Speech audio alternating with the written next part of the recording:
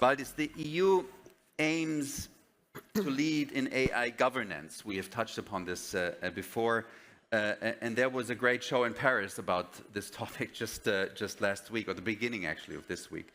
But, in capital letters, but, global competitors are scaling up AI developments at an unprecedented speed and pace. How, in your opinion, can Europe, how can you strike the right balance between, on the one hand, setting high regulatory standards? Well, we talk about this standards and regulation a lot, but on the other hand, also fostering an environment that attracts AI investment and doesn't shy it away and attracts innovation.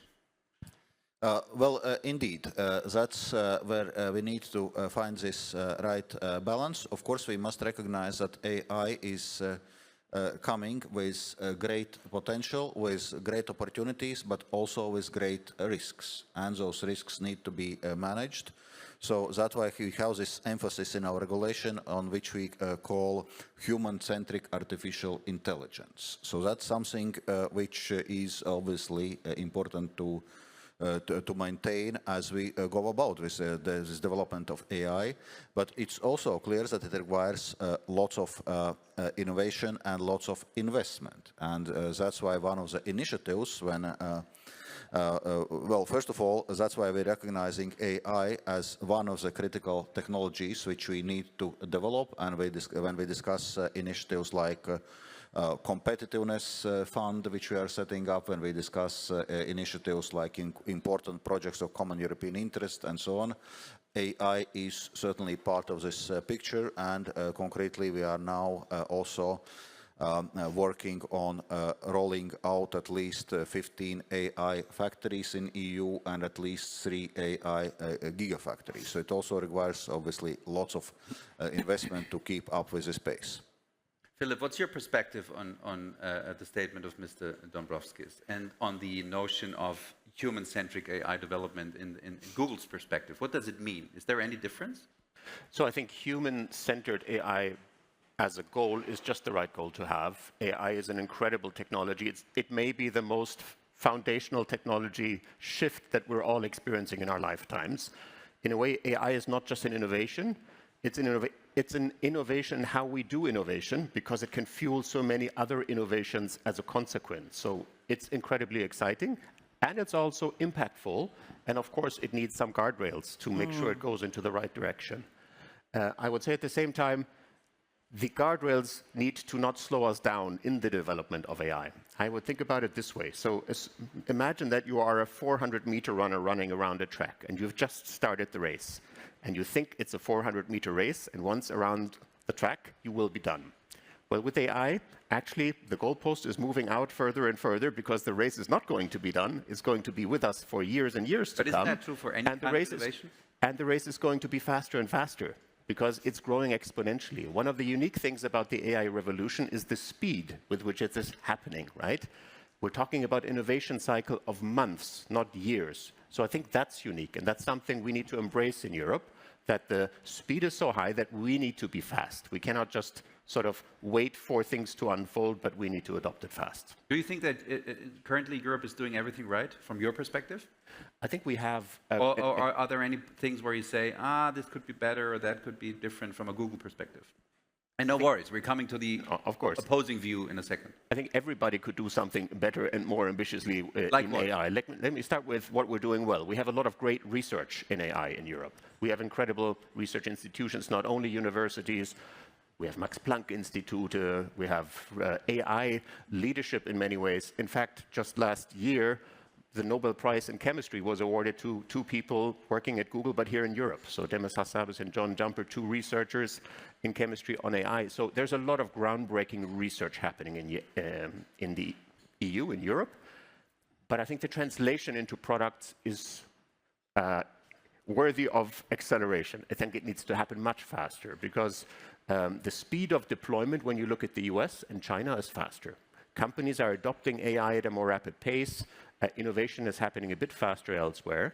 And we also see that the amount of investment going into AI is not the same. In fact, if you look at it on a per capita basis, the US invests more than 2 times as much in AI as we do in Europe. And so this is very much in line with the Draghi report that the commissioner mentioned. There is an innovation gap, there is an investment gap, and we have to address the two. We have to address the investment side. We have to then be faster in deployment into products. And we see, we don't necessarily have to be the first in the AI race, but we have to be the best in deployment. Okay. Sandrine, I'm pretty sure you want to comment on that. And after that, Aura, who also already raised her hand. Go ahead, please. Yeah, I'm not an AI expert. Sorry, and maybe you can add to your comment also a question or an answer to a question, how the perception and how definition of human-centric AI from Mr. Dombrovskis might differ from what Philip just said. I don't think that we can separate AI from human-centric AI. I would ask, what is the purpose of AI? What is the purpose of the economy? I mean, we are talking about modern economic resilience, and the greatest conflict we have today is that while we are shifting towards an AI economy, we have not undertaken a shift within our existing underbelly of the economy. We have an over-financialized economy, which goes straight into the hands of shareholders and does not actually service people, planet, or prosperity. If you look at our Earth for All index, we've seen that the well-being of people has gone down, social tension has gone up, and so my worry is that as we race towards AI, let alone human-centric AI, we forget about what AI is supposed to do. In the same way that we thought about the last industrial revolution, are we trying to enhance people's lives and livelihoods, or are we just trying to give more profit to the few? And let me bring in a very clear, inconvenient truth. Right now, the race towards AI is being developed and pushed by a bullying mentality coming from the United States. And we have to be very careful that as we get onto the speedboat towards AI, we don't lose sense or view of what it's actually for. So how do we both develop AI while we understand that actually, and this was part of the climate link that was brought up by Gerard, we know we're going to lose 1.5 degrees, Celsius, and we're already at 1.5 degrees. We're going to lose 3% of GDP. At 3 degrees, and we're moving towards a 3-degree trajectory, we're going to lose 10 to 15% of GDP. So if we want to create anti-fragility within our economy, what does that look like? It has to go beyond productivity, because we are so dependent on natural resources that we're increasingly losing. Our value chains are going to get increasingly disrupted, that if we don't take into consideration not only human-centric AI, but how AI figures within our broader economic system that's going to get continuously hit by climate impacts, environmental impacts, water impacts, etc., then I don't think we're going to make it. So my plea is, let's take a step back, let's take a breath. As we get onto the speedboat, let's look at these inconvenient truths, the blind spots within our systems, and think through what does this mean then in terms of not only an industrial revolution, but an economic revolution, which comes back to servicing people, planet, and prosperity, not just profits, the wealthiest. Aura, do you think that... go ahead. Do you think that moment of a pause will happen, or do you think this is overly optimistic? Overly optimistic. I'm sorry, but 10 years ago, Putin said that who will win the race on AI will win the world, right?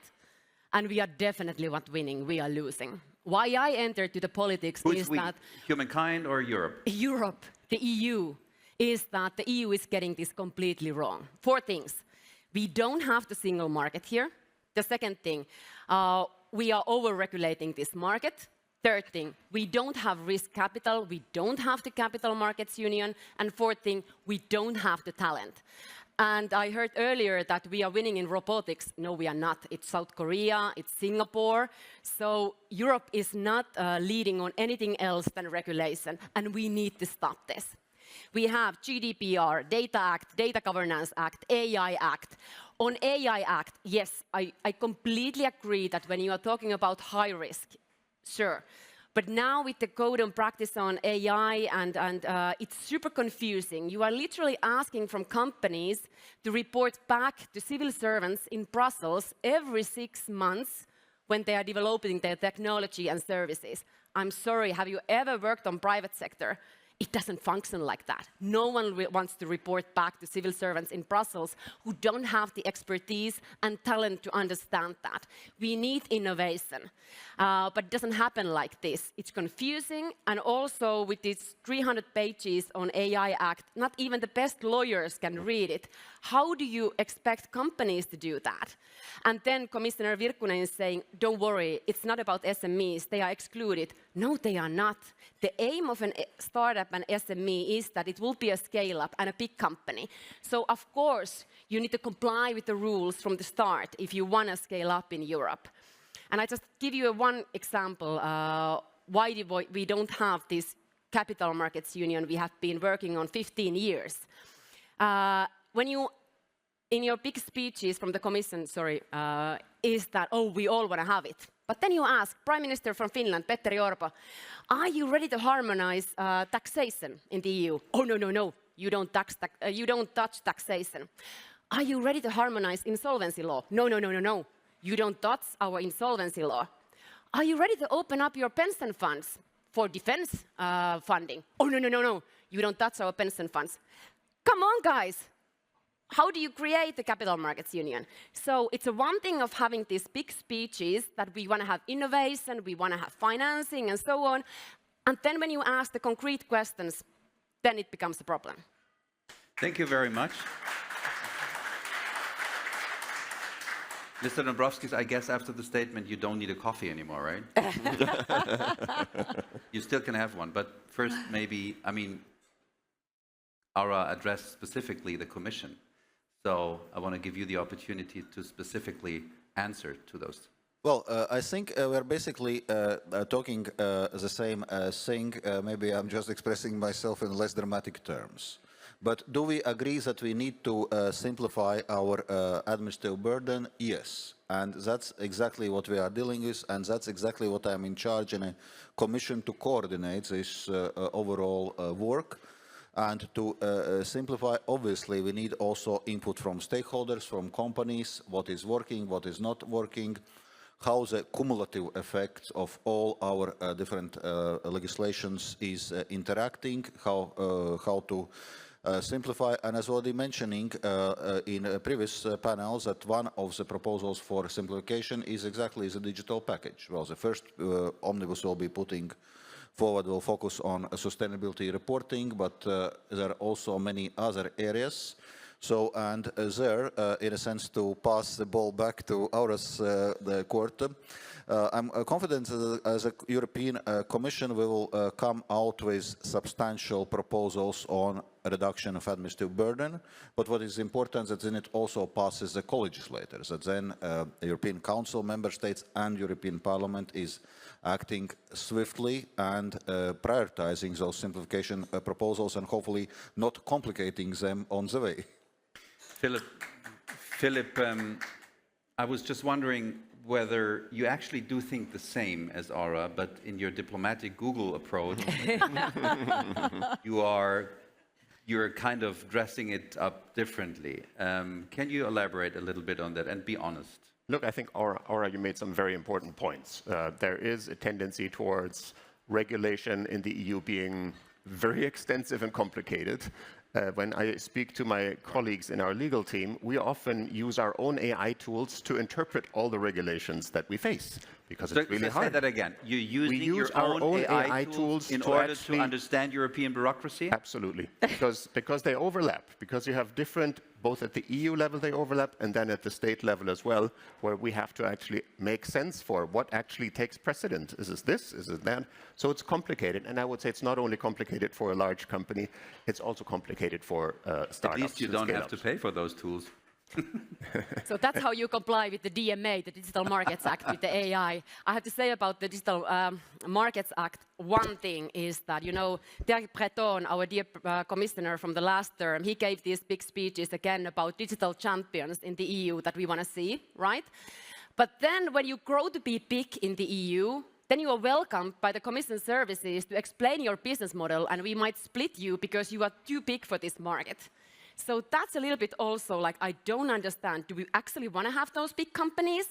So we have really targeted big tech last term and saying that we want to break big tech, but actually we are only hitting our own companies. So this term I'm asking from the Commission and also from the Parliament side that we focus on European companies and make sure that they can actually grow and scale at the global scale.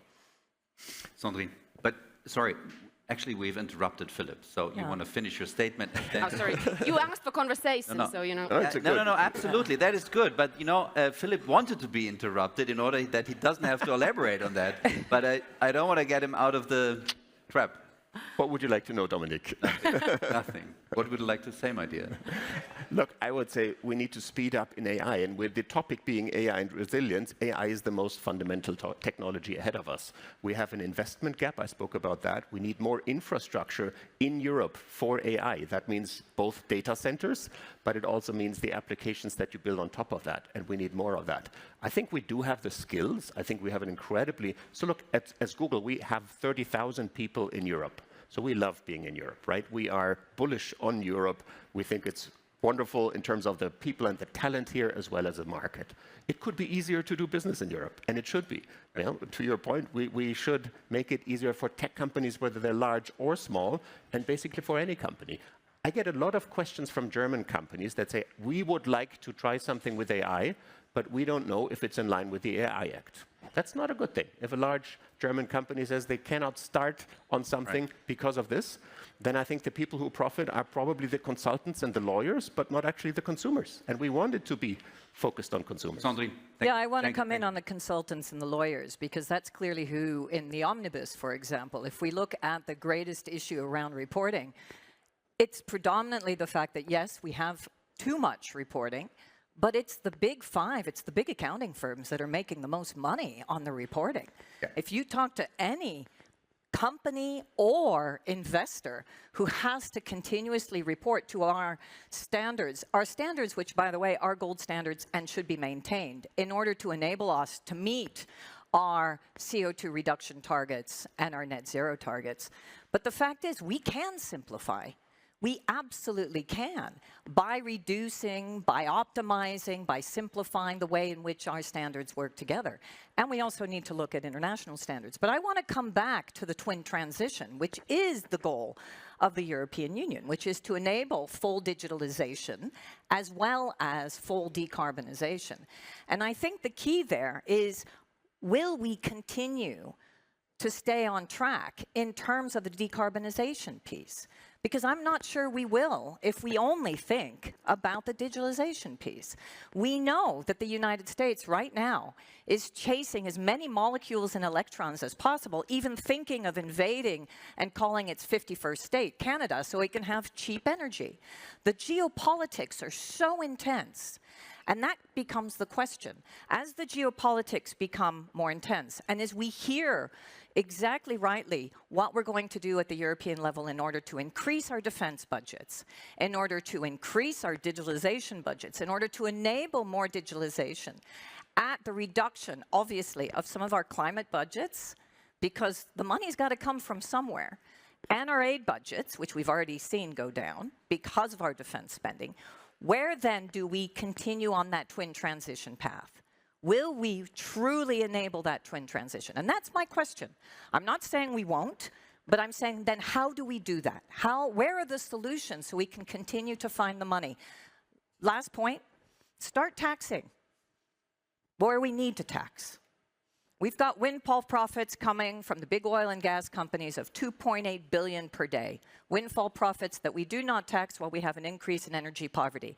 And if we don't do this right with AI, we will have more energy poverty, and it's the consumer that's going to have to pay, which then creates more social tension and reduces well-being. So these are the inconvenient truths that we need to deal with. And you asked some very specific questions. Who should answer those questions, especially the last one?